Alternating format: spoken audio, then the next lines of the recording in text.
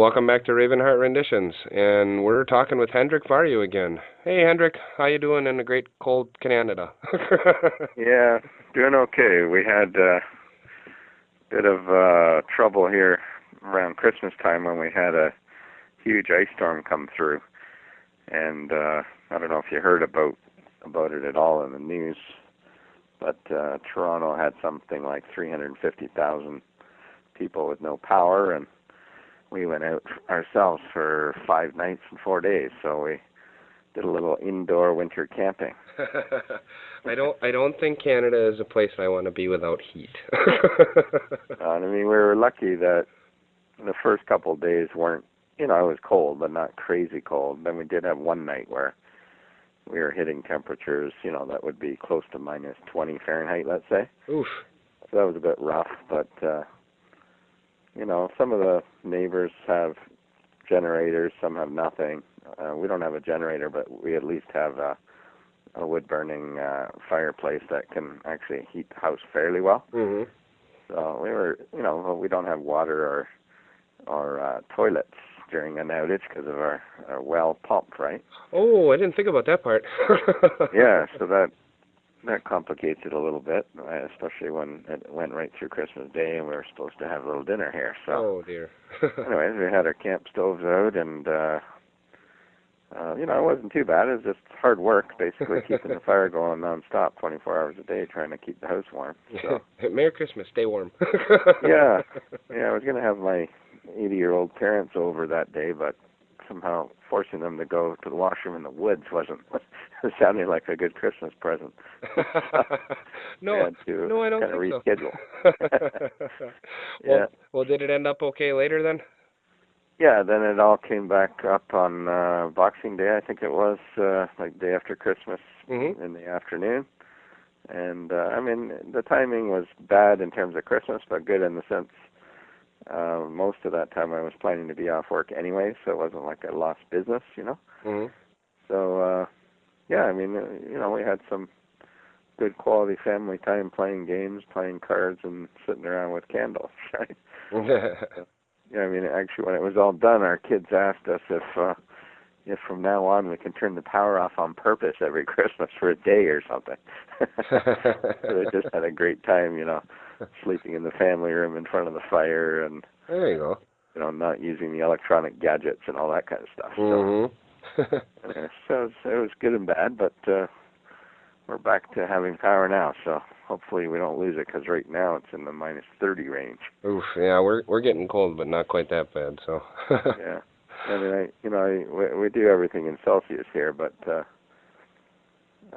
somewhere around the minus 30-ish range, the Fahrenheit and Celsius are identical. So they actually cross each other at one point. Yeah, they cross each other somewhere. I know, what is it? Zero at like 32 Fahrenheit is zero. Is zero Celsius, but then there's a different scale in there too. Yeah.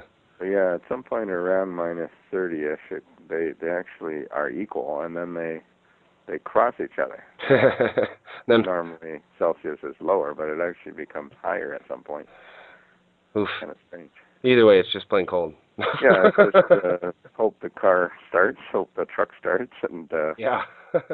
can't go outside for long or you die. Yeah, no kidding. Yeah. Anyways, otherwise we had some nice visits with friends over the holidays, and had a little time off work. So. Yeah, I actually for the first time in a while I took the in between Christmas and New Year's and a little before and after off, and it was nice to get off, and I took some Christmas money and found a guy on Craigslist selling a little ice shack, little portable ice shack and an auger, and sat on the lake a few days and got some fish. It was pretty nice. Good. Yeah. Well, it's nice to get away from work sometimes, eh? Yeah, and the lake is peaceful because it's too cold. Nobody goes with me. I just sit out there and. Oh yeah. You got a heater inside there? Yeah, actually, there's a couple days because it's a little black canvas shack. The sun was out enough with the black; it heated it up. I didn't even have to put the heater in there. It was pretty nice. Really? Yeah. Wow, that's nice. And so, well, since we talked last, we had several comments on the joiner and setting excuse me, setting, joiner, and planer knife DVD. And I hit the button to pick the winner of the DVD. Mm-hmm. So Jim Renick commented. He says, "Thanks for the interviews with Hendrik. I've been attending woodworking seminars, but it is nice to have a DVD in hand so I can replay a technique that way as many times as I want to see it again." So we will announce.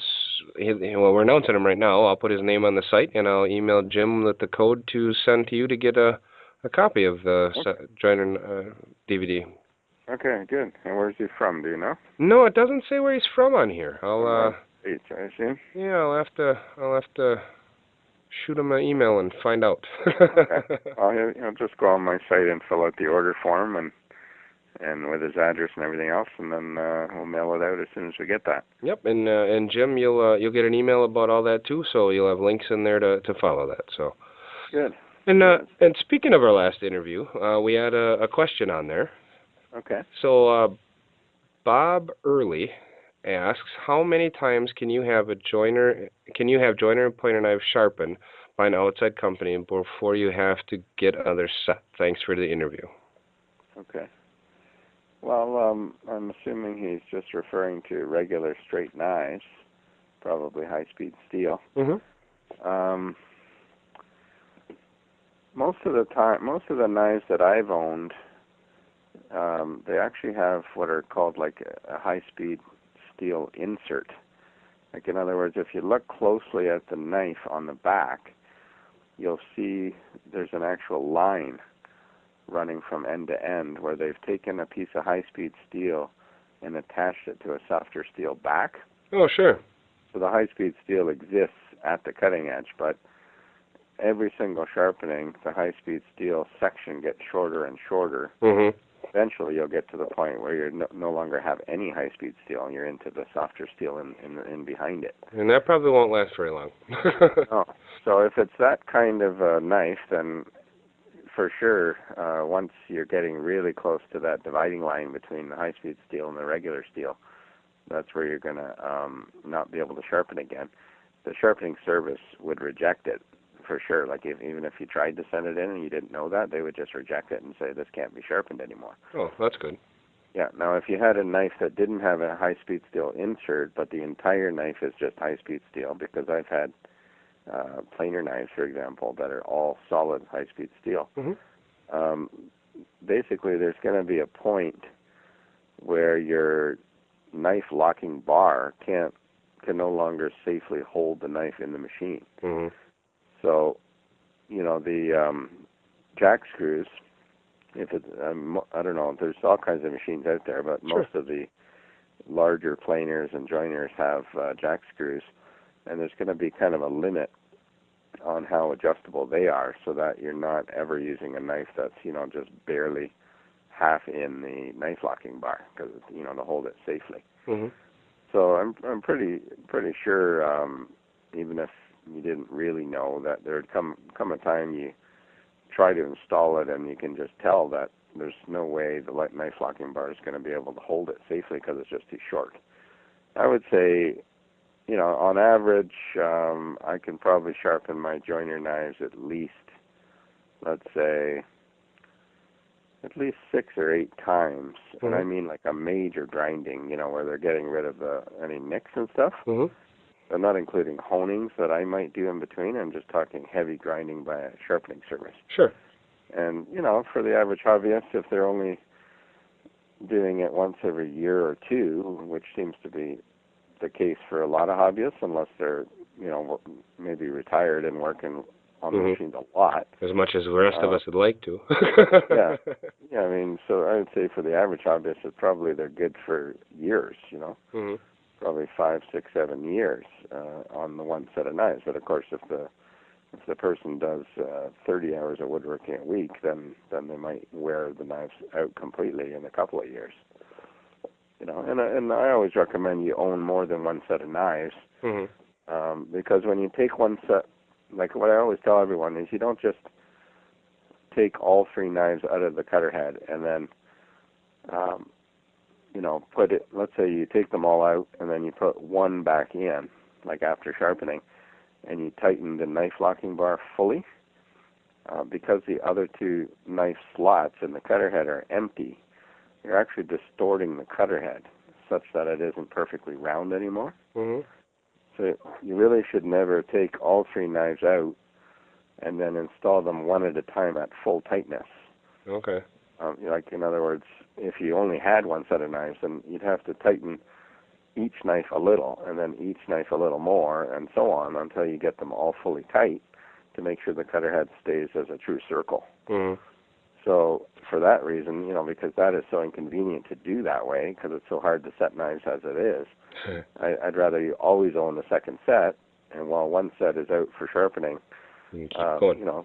you're replacing from the old set to the new set one knife at a time, and because the other two knives are still in there, you're tightening the bolts fully every time as you go around. So sure, that makes sense.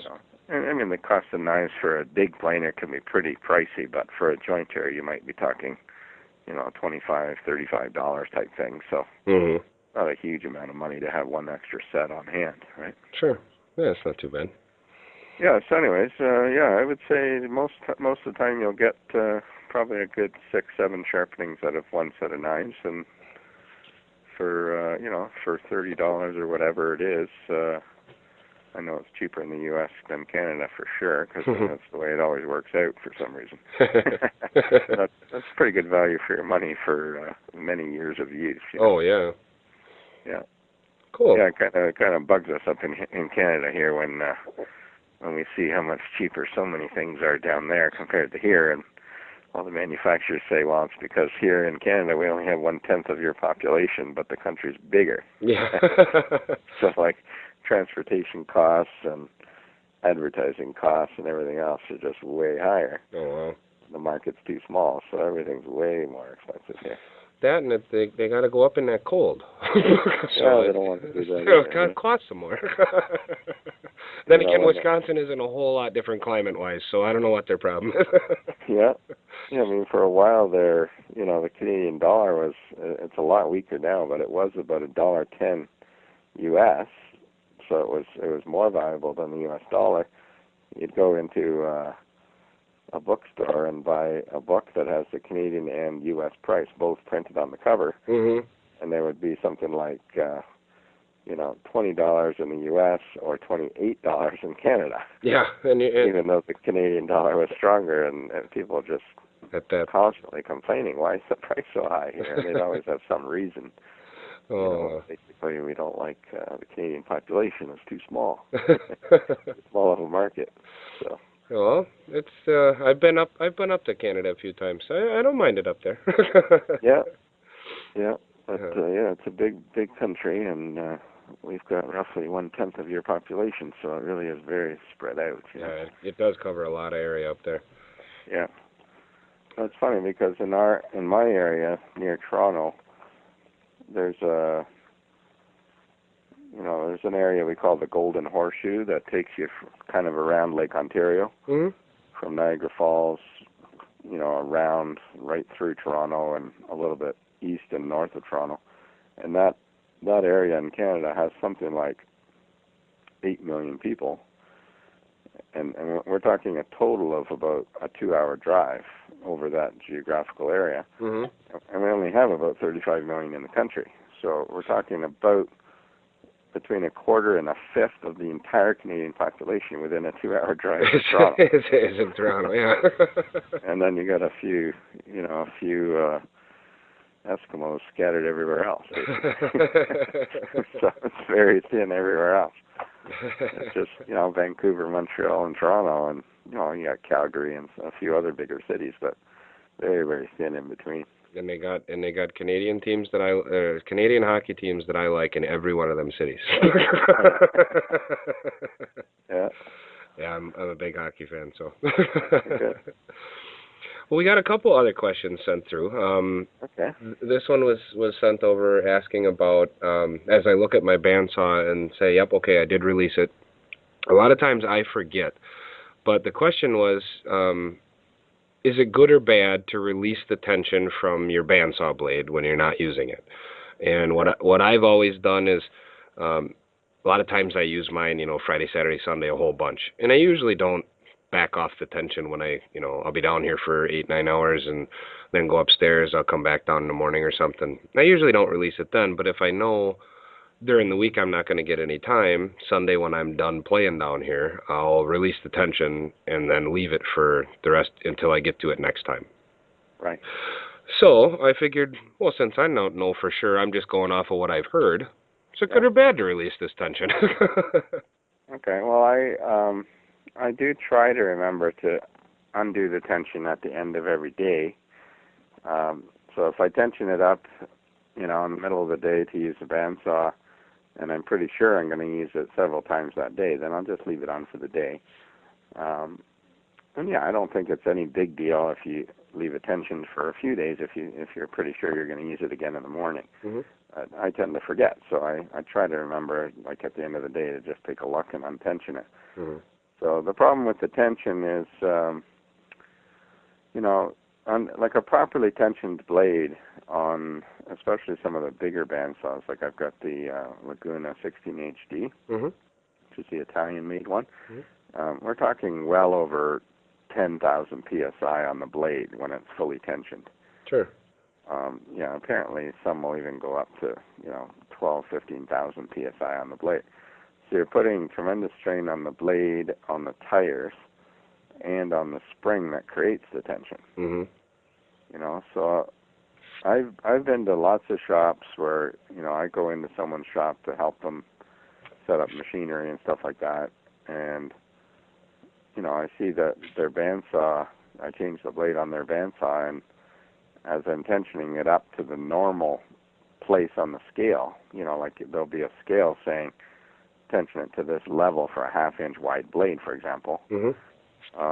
I'll get to that marker and realize there's just not anywhere near enough tension on that blade. And it's because they have never untensioned it. They've had it tensioned for like the last 5 years straight. Oh, yeah. So I compare it to kind of like putting 2,000 pounds worth of firewood in the back of your pickup truck and leaving it there for 2 years. When you finally take it out, there's no way those springs on your truck are going to bounce back to the way it used to be. Yep. There's going to be like a permanent, amount of compression in those springs that has kind of set in, right? Mm-hmm. So, and let's say you don't use the bandsaw for months for some reason. Maybe you don't do woodworking in the winter because it's too cold in your shop and it's not heated. Mm-hmm. So you leave it tensioned from, let's say, November till the following April when you finally get back in the shop. Basically, the tires on the wheels at the top of the top wheel and the bottom of the bottom wheel are going to be really compressed down hard, like a flat spot. Yeah. So again, kind of like parking your car in one spot and leaving it there for months, and you get a flat spot on your tire. Thump, thump, thump, thump. Yeah, so it runs, not round anymore. Yeah. So really, it's all about that kind of stuff.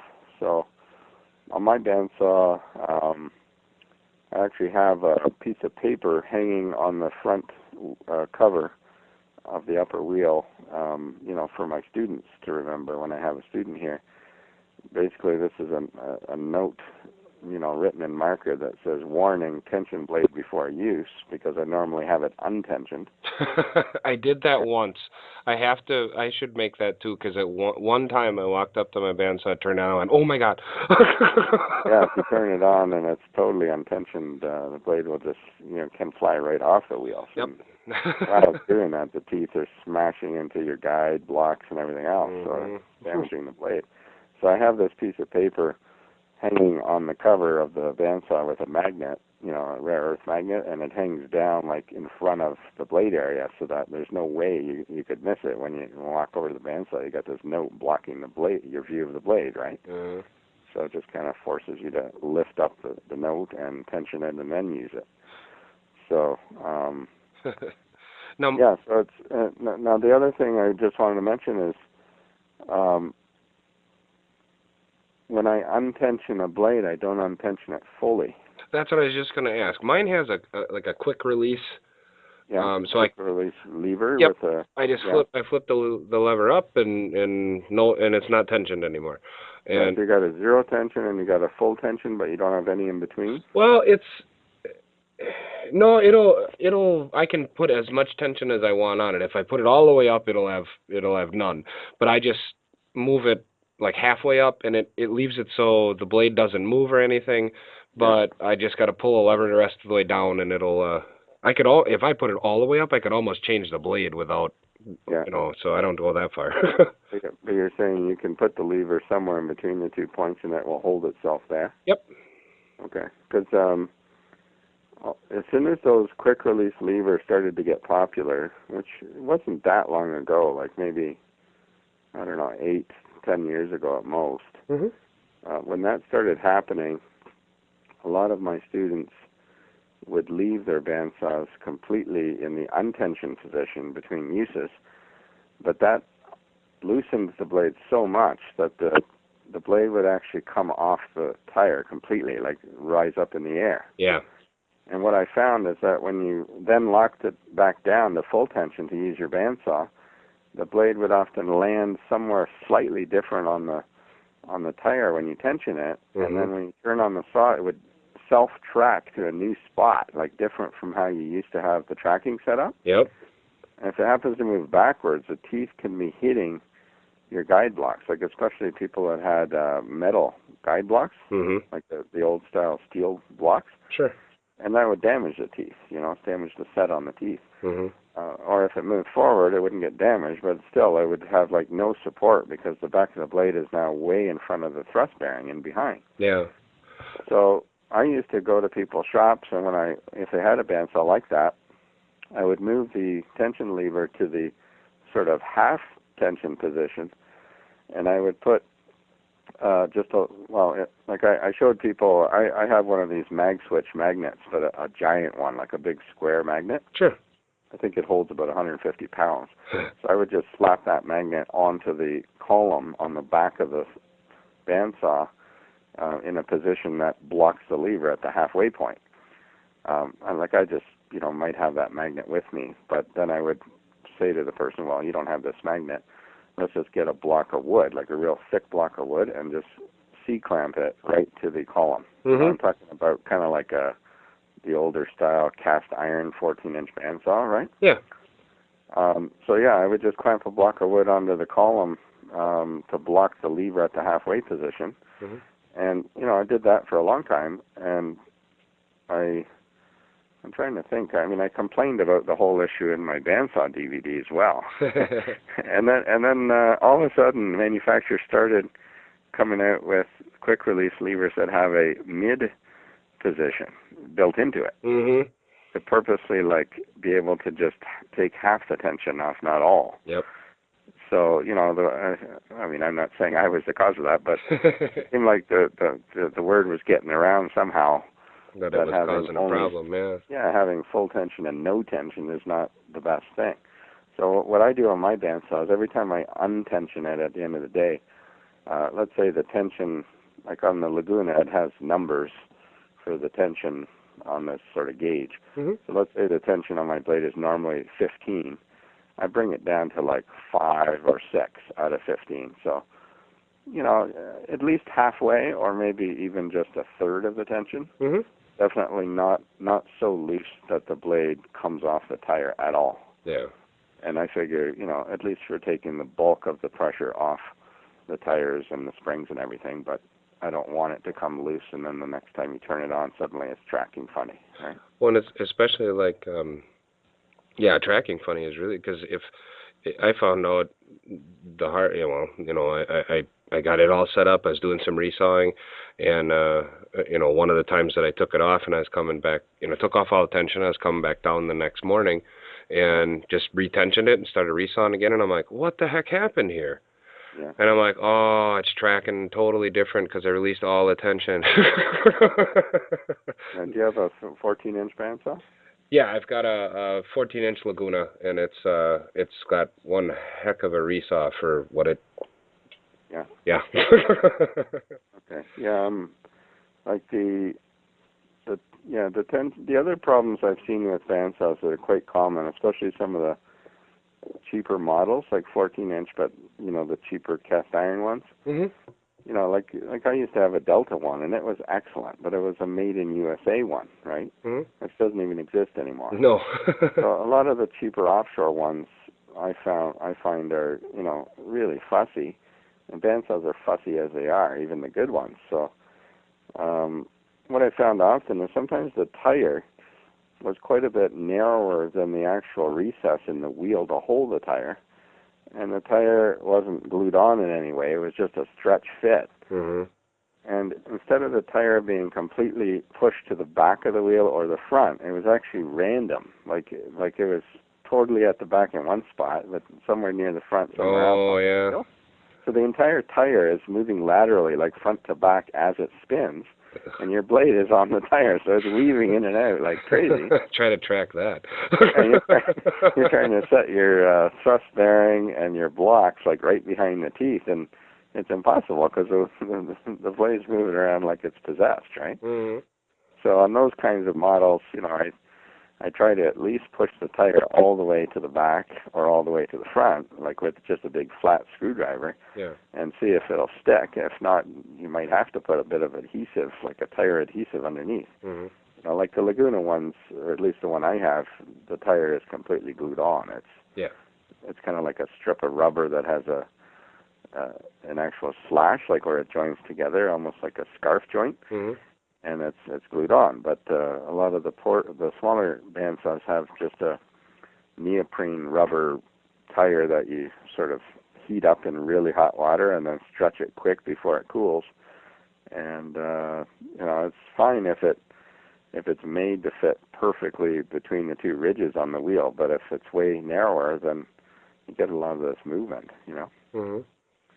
So. So that's a common problem I've seen. And then, of course, you also have bandsaws where the wheels are not as straight as they should be, so you got, like, a non-round wheel, like weaving back and forth, like a bit of a twist in it. Uh-huh. And, the wheel doesn't have to be dead perfectly round, like in terms of, like if you were to put a dial indicator on the front edge of the wheel. I'm not expecting it to be straight within a thou over such a large diameter, but I've seen some that are, 50, 60 thou, like a 16th of an inch off. Uh-huh. So the entire wheel is like vibrating front to back as it rotates, and, good luck tracking the blade on that. So, I always say, like, the bandsaw is one of those machines where it really doesn't pay to go on the cheap side. No. I'd rather go cheap on a drill press or something like that. The bandsaw is so fussy already. Yeah, this is... the blade has to track just right, and the blade is already thin and flimsy, so you don't want a cheap machine on that one. No. Then it's the second bandsaw that I've had. I started out with a 12-inch jet, but it was an older one. It was actually a real horse and a half 12-inch. For a 12-inch, it had a 6-inch resaw and everything else. I mean, it did more than my friend's brand new off-brand 14-inch one, and it cut through stuff better because it was an older, really nice one. And it's just, I went with a bigger one because, one, I can get, a large resaw blade and really do some serious stuff with this one. And I am so happy with my Laguna bandsaw. Like, I love this thing. But I know the guy who has my old one. It's still running. It still cuts just fine. Nothing wrong with it. It just, I needed more power. And he's still talking to you, this neighbor, eh? Yeah, he doesn't hate me. So. I'll tell you, when I sold my first bandsaw, and somebody I knew, like a customer of mine, contacted me about buying it, I said, honestly, this bandsaw is so bad. I feel bad selling it to you. Like, I don't want to sell it to anyone I know. And he was like, no, honestly, it's, you're offering it for such a good price, and all I'm going to do with it is cut tree branches. Like, this person did a lot of rustic, what do you call it, like twig furniture, where you take, little tree branches and make like a garden bench and stuff. So he said, I just want it for some really rough cutting. And I was like, are you sure? Because, I really want to sell it to a stranger. It's so bad. This thing was like an old washing machine. You plug it in, and while you go get your pencil, the thing walks 6 feet away. It's trying to escape. I've seen people with table saws like that where you're like, how do you work on this? Yeah, it's like you have to wear running shoes to keep up with the thing. Yep. Have a very long extension cord on it. Yeah, you got to you start at one end of the room and you end up at the other. You move back. Yeah. I mean, it's good if you're in the middle of an ice storm and you don't have can't start your car, but alternate method of transportation. Yeah. But anyways, yeah, I mean, I remember the first bandsaw I bought as a hobbyist. It was, you know, really, really poor model, badly designed, and in fact, you know, it was sort of the old style fence like you might have on a table saw, where you have a steel tube on the front, you know, like a round steel rod. Mhm. And the part of the fence that rides on that rod is actually higher than the bandsaw table. So anything you're cutting, your board is not even able to sit flat on the table. It's on an incline. So after I bought it, about a month and a half later or something, there was this big woodworking show in Toronto. So I went to the rep for this company. I won't mention the company's name, but I went to the rep and I explained the problem. And he said, "Oh yeah, I know what the problem you're talking about. We've redesigned the fence since you bought yours because it's defective." And I said, "Well, I bought it like a month and a half ago. What do you mean you redesigned it already?" And anyways, I said, "Well, what can you do for me?" And he said, "Well, you can't really change anything, because that's just the way it was built." And I said, "Well, can you not, like, at least swap out the entire table then?" And you know what his answer was? He said, "You got what you paid for." Oh. That was his answer. So I suffered with that thing for another, I think, 6 years or 5 years. And then finally I bought this Delta American-made one, which was like, you know, felt like I died and went to heaven. It was so much better. Night and day. Yeah, and that's when I sold the old one to this guy that, you know, I felt bad selling it to him, but he said he was okay with the price and everything. You know, I gave it to him for a steal, and I gave him all kinds of blades. I gave him a little lesson on how to use it and everything else. But, yeah, it was just crazy. And then I bought the Laguna, which is, you know, a very expensive machine, but amazing. Oh, they're so nice. And I actually just sold my Delta American-made one about 5 or 6 months ago. Like, it was so good, I hated to sell it, and I put it in storage. Mm-hmm. You know, I thought, oh, someday maybe I'll expand my shop and I'll have 2 bandsaws, because I hate to sell the American-made Delta because you can't even buy it anymore. No. But, you know, it's been in storage. It was in storage for something like 3.5, 4 years, and I started to think, oh man, I really need to free up some space in my storage room, and this thing's sitting here in the corner for all this time.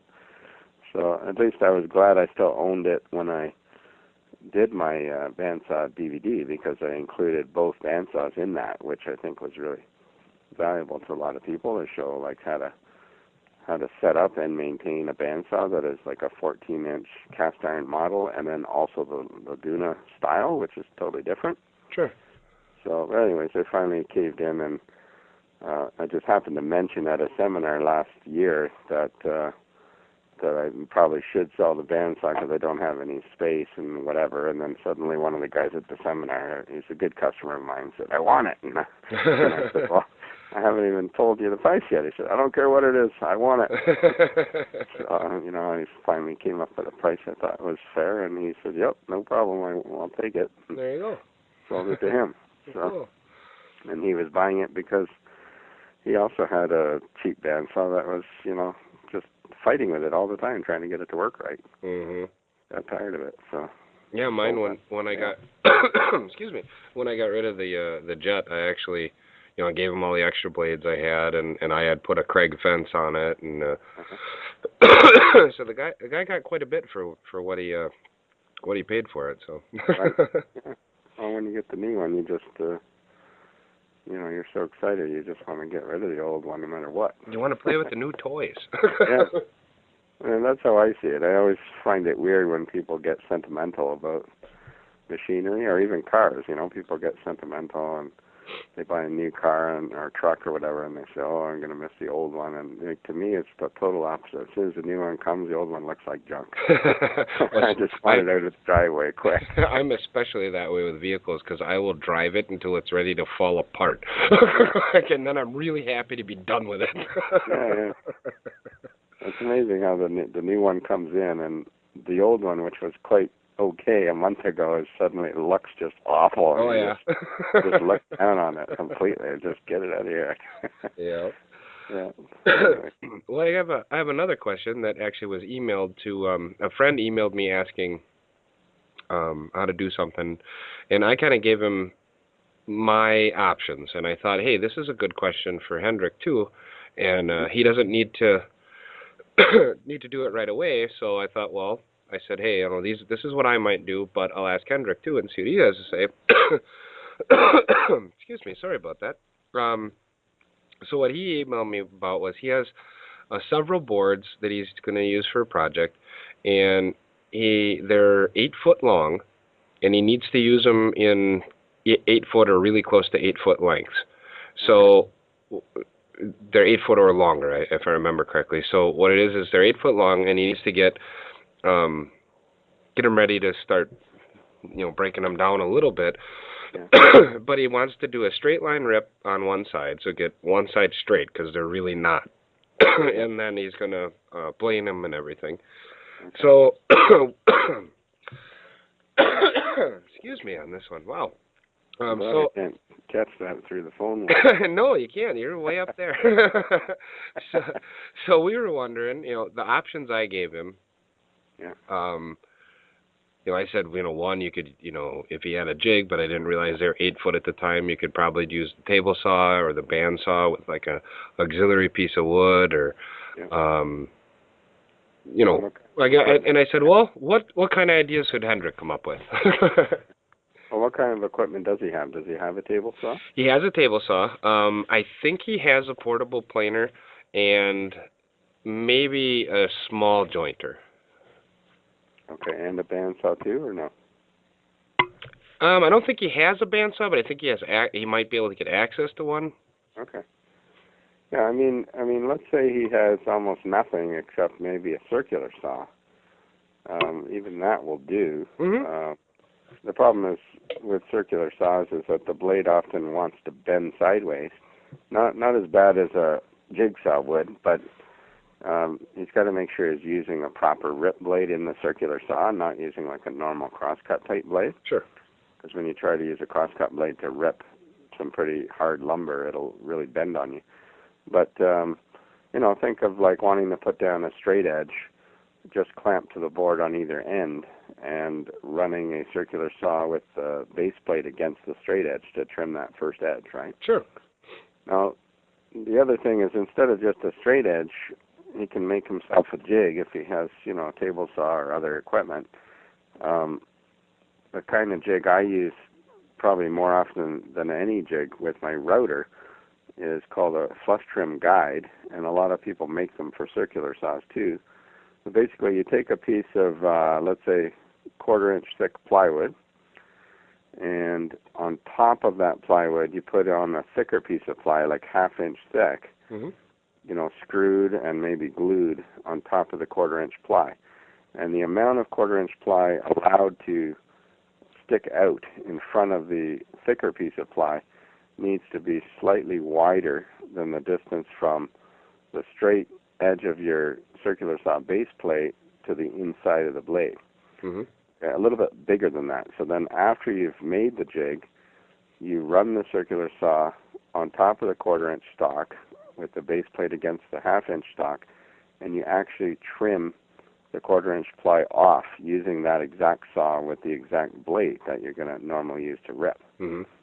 Okay, so that's the beauty of that jig, as simple as it is that now instead of always having to measure the distance from where you will clamp a straight edge down to where you think the blade will cut, mm-hmm.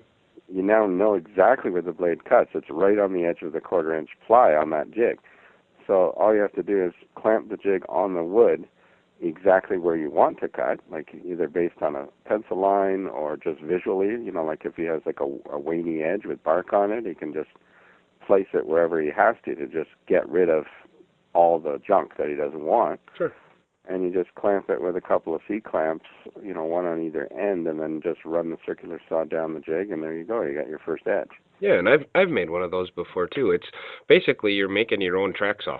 Yeah, exactly. It's the same idea. Yeah. The only thing is you're not in the track, so you can move off the fence if you're not careful. Yes, but But at least that isn't generally going. yeah, but you can't. Like, Yeah.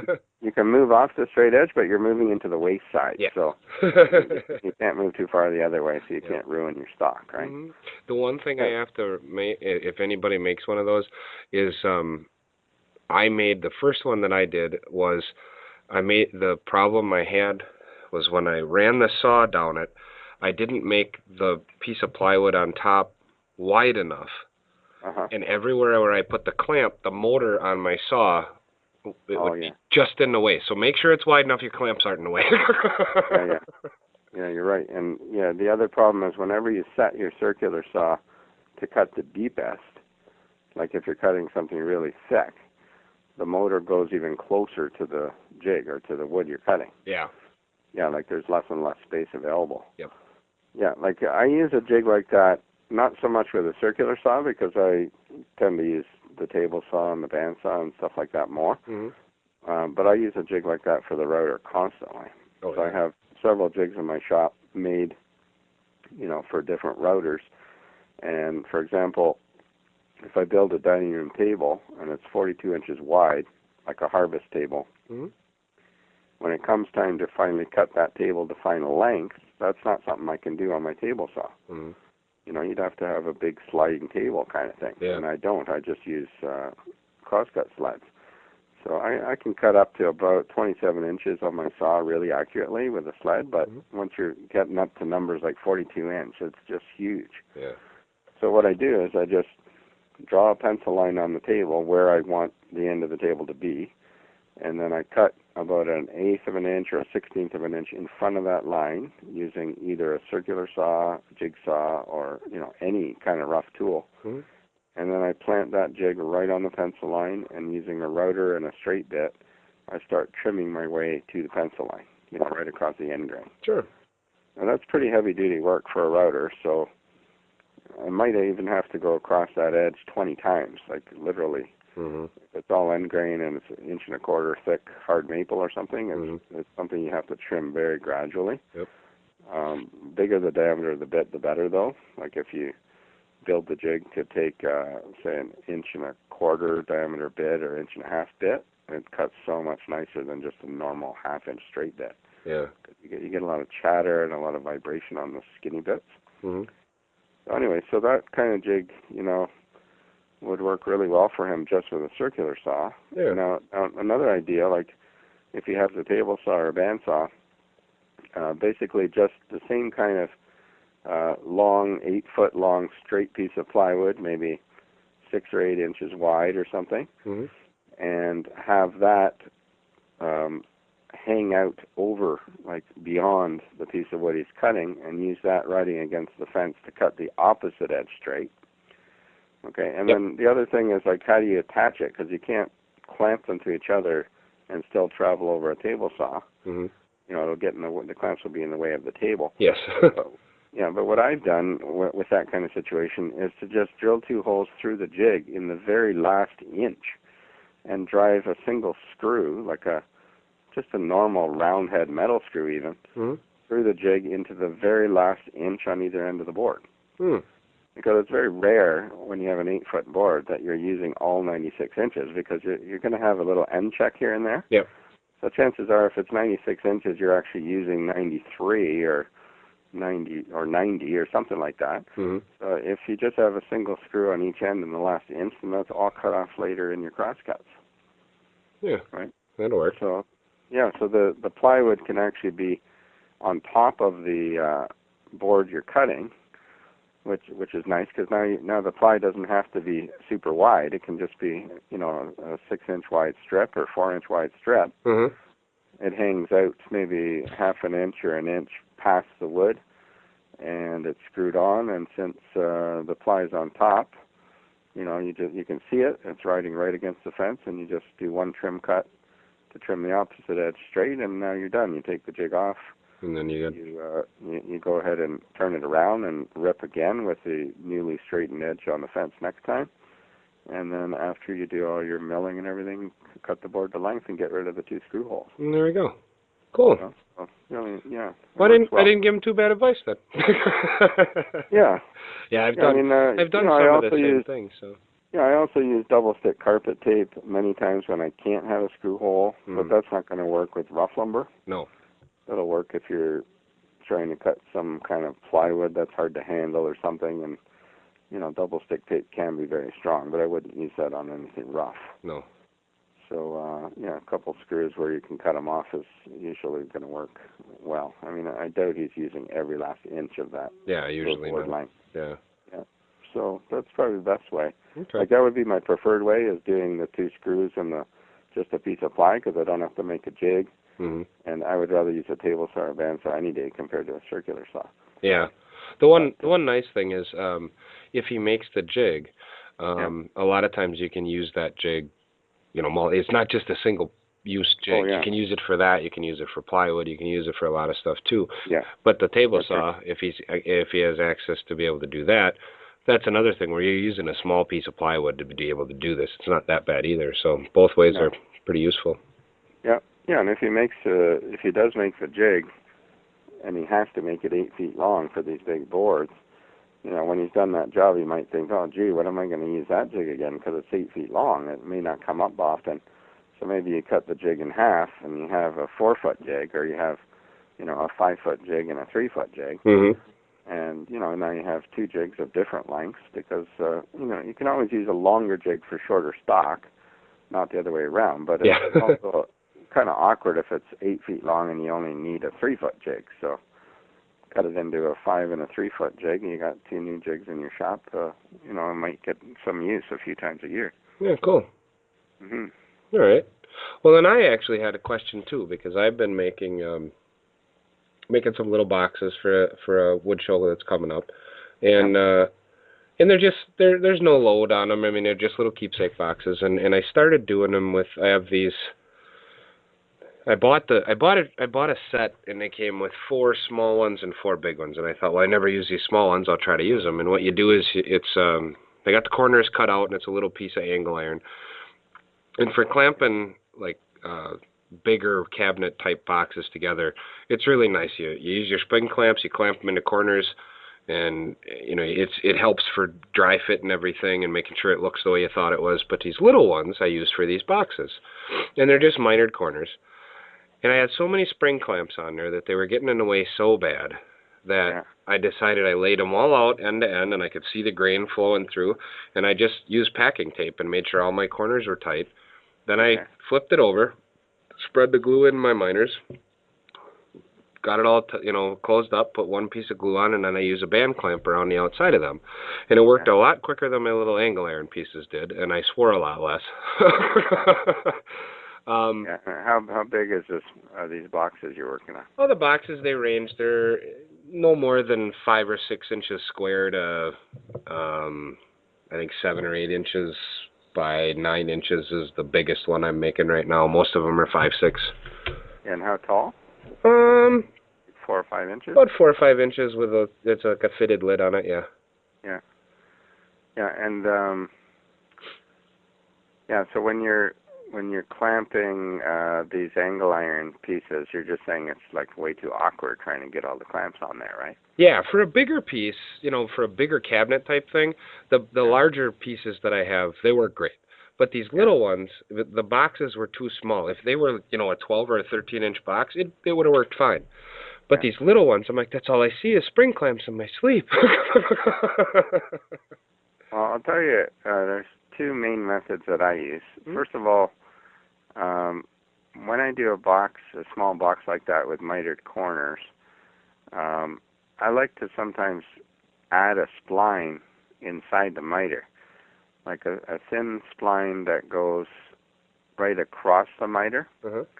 Like, in other words, it's not visible from the inside.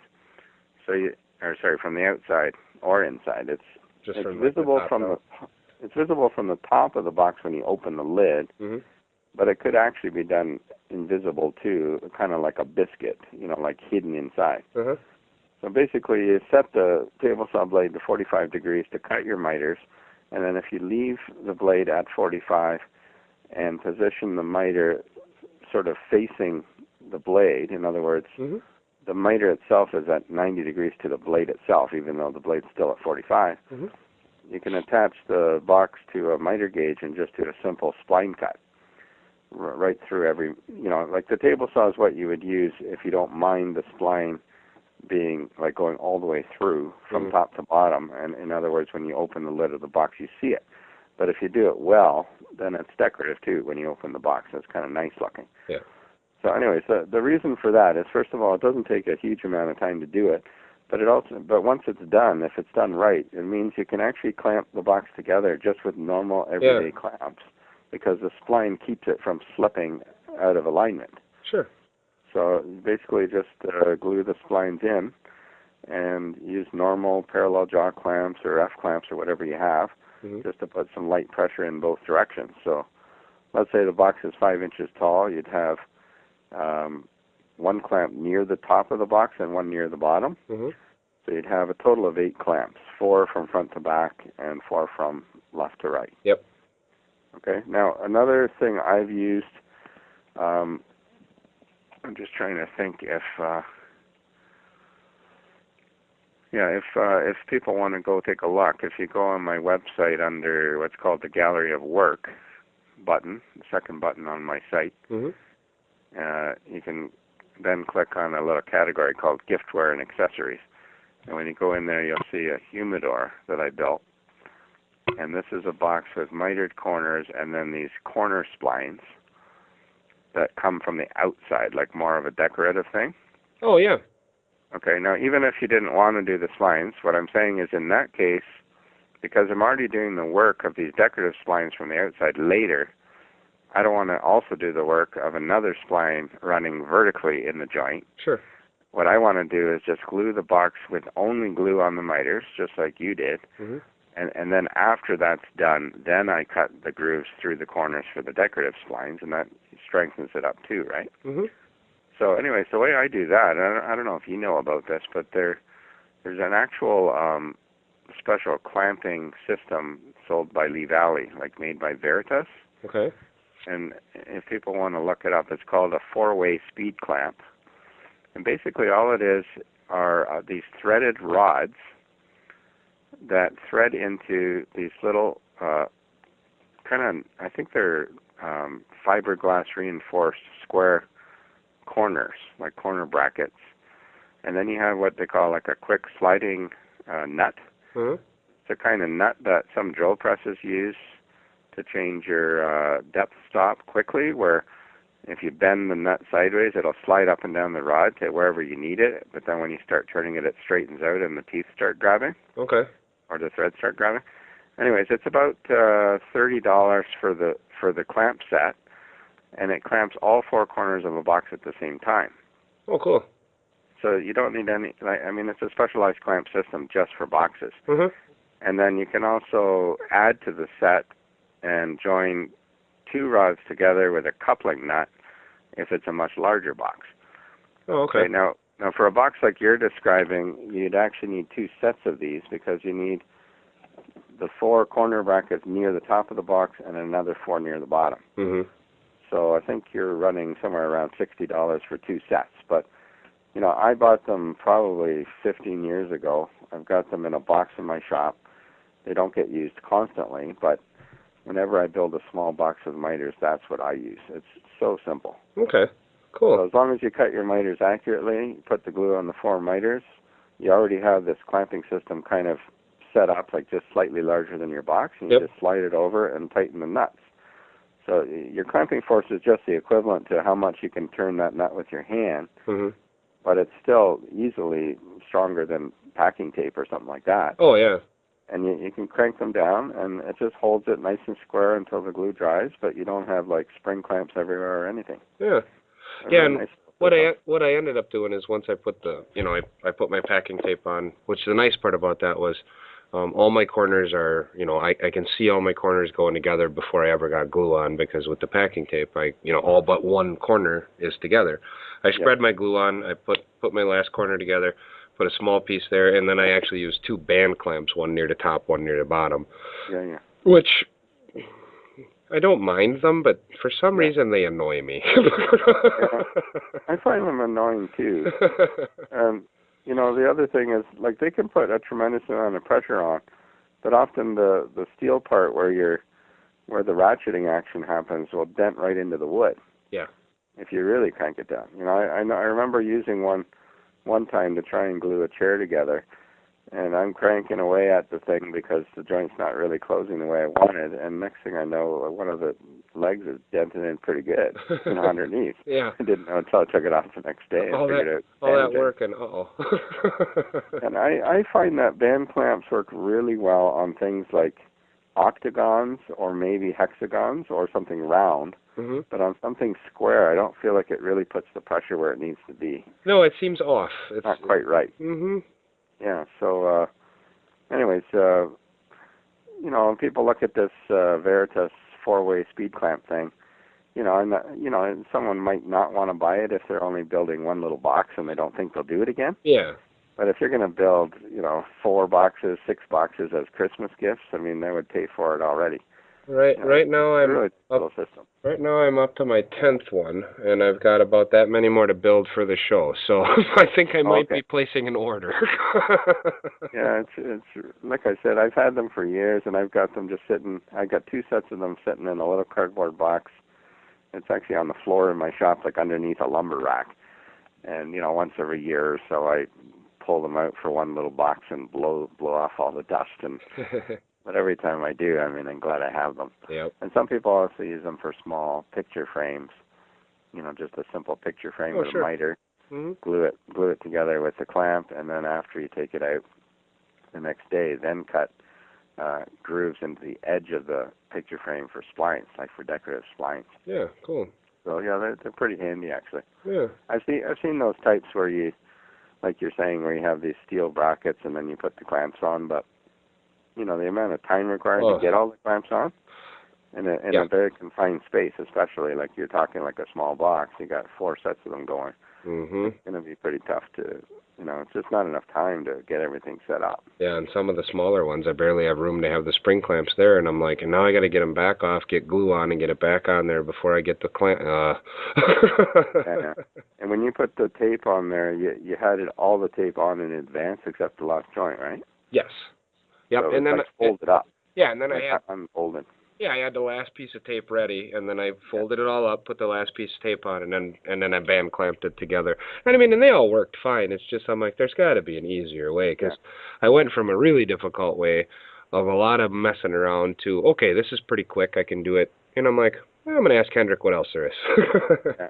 Yeah, and what I like about the speed clamp thing is that everything's on the outside of the box, so it's not really like you're working in tight quarters, you know. It's really quite easy to set up. You just get the 4 corner clamps set up on the 4 rods, and you just, you know, move the quick sliding nuts until you've got the whole thing set up just slightly bigger than the box. So it slides right over the top of the box, or, you know, like if you have 2 sets, you put one set of the clamps on the table, on the workbench, and you just put your box right into it. Sure. Start tightening it up, and then you slide the second set over the top of the box, tighten those up, and then you just go around tightening the nuts like all the way around as tight as you can go, like, you know, all 4, and then the bottom 4, then the top 4, and you just keep going around tighter and tighter until you can't go any tighter. And just let that dry overnight, and in the morning you're ready to go with your other, you know, splines. Like normally I do want to have splines or something, like either, like sometimes I do it for decorative, like I want it to be decorative, but even if I didn't want it to show, I kind of feel like there should be something there, just because a miter in general is, you know, partial end grain and a little bit weaker. Yeah.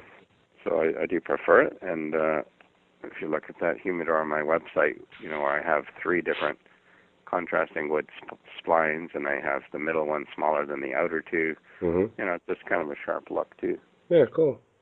Yeah, that box on my website, if people want to go look at it, you know, you can, well, you wouldn't maybe know looking at it, but it was built with the lid as part of the box originally, and then it's sliced off, right? Yeah, and that's what I'm doing with these. And the top and the bottom are recessed so they're flat. And then you slice it off, and then they fit together after, because I routed on the inside. Well, I actually routed it when it was flat. Yeah. Yeah. So I did the same thing. It's kind of scary because when I'm putting the box together, I've got the bottom dadoed in permanently. Mhm. And I've got the lid dadoed in permanently too. Like you're basically putting together a closed box. Yeah. Yeah, it's kind of weird the first time you make one. Yeah, and then later you're slicing the lid off, but it kind of feels like, you're forgetting something because the whole thing's closed up, and how am I going to get in there? Yeah, the first one I made like this was walnut sides, and then I just put poplar on the bottom because nobody's ever going to see it again. But then the top was bird's eye maple on the, and I sent it to the sister-in-law for Christmas, and she loves it. So, Good. so I got. What did you build your mother-in-law? Well, that one of the rough boxes that didn't work out. Yeah, one that's all beat up. Yeah, it's actually kind of fun. I'm making them out of. I've got a few that are a couple walnut ones and a couple cedar ones, and those are going to get finished with clear finish and really nice. And then I've got a bunch of other ones that I'm kind of playing with. They're just pine and just nothing fancy at all. And I'm using General Finishes milk paint and some glaze, and I'm layering the paint on, and then I'm aging them. So I'll sand through the corners so they look so it looks old. So it's kind of fun. Yeah, and two colors like. Yep, the one I have. Colors of milk paint on top of each other. Yep, right now the one I have is it's got red milk paint on the bottom. I first did red milk paint, then did white milk paint. And then I sanded it down so you could see all the rough corners, and then I put black glaze over the whole thing. Oh yeah. And then I sanded all the black glaze off so you can still see the white and the red coming through. It looks like an old barn board box. Yeah. Yeah. And it really looks old. I'm like, this is really cool. Yeah, and the sanding on the corners goes right to bare wood in some spots too. Yep. Yeah. Yeah, I know. I had a client years ago who wanted something done that way, and I remember using, I think it was a bright red milk paint covered by black, and the same thing, just kind of a rub through, the black, the red, and the bare wood in the corners, and then had a top coat over it. Yep. Yeah, and it's kind of a neat look, and it's neat when you look at it and other people think it's old and it isn't. It's just kind of neat that you can make it look authentic. Yeah, I took and then I did on the prototype one that I did that's far from perfect, but I did flocking on the inside of it.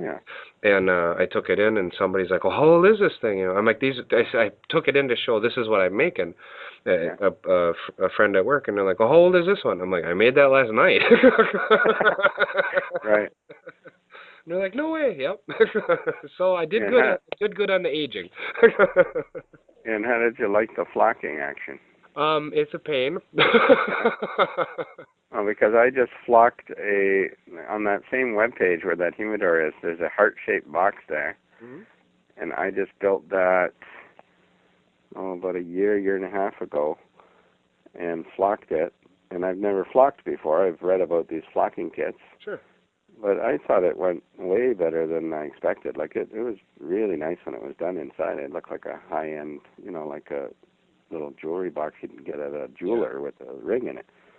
Like, it's kind of a weird idea of the process, but in the morning when I shook all the extra felt off, it was just way nicer than I thought it would turn out. So yeah, I was pretty happy with it. I actually had to I flocked mine twice because I had to take it off. It was awful the first time. I don't know if I thinned the glue too much, or because I years ago when I was in shop class in high school, they did the flocking stuff, and we just used straight old Elmer's glue. There was nothing fancy. Okay. So I used some glue that I had, and I'm like, I remember it's being thinner, so I thinned it a little bit, and I think I thinned it just a little too much. What kind of glue did you use? Just like a regular wood glue, you mean? Yeah, just regular. Okay. And I'm like, God, I remember it being thinner in high school, and I think I thinned it a little too much, and not enough stuck on the sides. So. Where did you get this flocking stuff? I just started the flocking. Actually, I just went to Woodcraft and picked it up. Oh, because I bought the flocking kit from Lee Valley, and it came with some special glue. Oh, designed for it, and it's really thick. Yeah, and I didn't even think to go anywhere else because all I know is the last time I did flocking was high school. They had a bag of stuff and a bottle of Elmer's glue, and they said, "Here you go." Okay. Now this is like a really heavy glue, and I'm pretty sure it had like a really toxic smell to it. Oh wow. Like it felt like it was like a solvent-based type thing. Huh. And yeah, it was really thick, so I put it on with a brush, and I put a lot of wax on the edge of the box, so if I spilled any glue on the edge where I didn't want the flocking, then I could get it off. Yeah, easily get it off. And yeah, it was really thick, and you had a certain window of time where it was still wet enough to do the flocking, but I basically just used the tube that it came with to shoot the flocking out, and just shot away at it in a cardboard box, and it looked weird because I had so much flocking in it. It was piled up. And then, I thought, probably in the morning I missed a few spots or something, but I dumped it all out in the morning, and it was like, wow, it looked like somebody had just glued a piece of suede in there, or velour or something like that, right? Yeah, and when totally even. The nice part is I've done a couple boxes for my mom where I just put felt on the bottom of the whole thing. Yeah. And there I fit it just fine, but I'm like, I want to get these really covered, like flocking, and I'm like, to fit a piece of felt in there is, it never is quite right. And I thought, well, flocking them would be better then. Yeah. And when you get them done and they're done right, the first time I did it, like I said, I goofed it up, but then I just scraped it all off, tried again. And the second time, it's just like, wow, is that nice? I mean, if it's just a flat rectangular lid, bottom, and it's rabbited into the box too, like after the fact, then you can buy just some self-adhesive felt in a sheet and sort of glue it right down onto the panel and put it in. That's easy. Yeah, then it's not so bad. But because it was when I did this heart-shaped box, that's when I thought, gee, I need some better method to coat the inside of this. I don't want to have to cut pieces of felt sheet and then follow around these curves, and it'll probably come loose over time. Mm-hmm. That's why I thought, I'm going to give this flocking a try, and I was kind of skeptical at first, but it really came out beautiful. Yeah. Well, the worst part of it is you're sitting there putting this stuff, and you get one chance unless you want to really scrape it off. You're putting this stuff on something you took all this time to make so nice, and you're happy with the way it ended up, and now the end part can really screw it up if you do it wrong. Yeah. You just got to hold your breath, eh? Yeah. Works out. Hope I hit the spots. Yeah. So, well, Hendrik, I think I better let you go and finish up your night, and I actually got to get cutting me some tops and bottoms for these boxes because I have a show that I have to put these in March. So. So you're going to be selling them, are you? Yeah, I actually. Well, there's a few of them that are going to be given away, and then I usually put something. Last year, I think I had. Yeah, I had a few bowls that I turned and a couple little things that I put out, but then I demo something, and I haven't decided what I'm going to demonstrate there yet, but I know I'm going to have boxes for people to buy. So. Okay. Oh, good. Yeah, sounds good. And that's nearby, near home? Yeah, just up at the. Well, it's I'm a board member on the Northeast Wisconsin Woodworkers Guild, and we have a show every year, not too far from Easter most of the time. So. This year I usually know by now what I'm demoing, but my brain has not thought of what I'm going to do at the show yet. Last year I did saw sharpening, and a couple of years before that I demoed how to do scroll saw bowls where I do stacked ring bowls, and so it's always something, but I never know what I'm going to do until all of a sudden it'll dawn on me that I should do that. Yeah, well, it sounds like fun. Yeah. Good. Well, hey, thanks for your time, and I'll get the email out to Jim, and we'll schedule this just so everybody listening. It's usually every 2 to 3 months, somewhere in there. So I'll post something on the site and let you know when the next one's going to be to come and talk to Hendrik. And as always, feel free to shoot some questions over, and we've got Twitter and Facebook and on the site, YouTube. Any way you get them to me, I'll get them to Hendrik. So. Yeah. Okay, sounds good. Hopefully winter's almost over. Oh, soon. I hope so. Couple of months, yeah. I'm gonna hide in the shop until then. So. Yeah. Okay. Well, nice talking to you, Andrew. Thanks, Hendrik. Okay. Take care. Bye bye.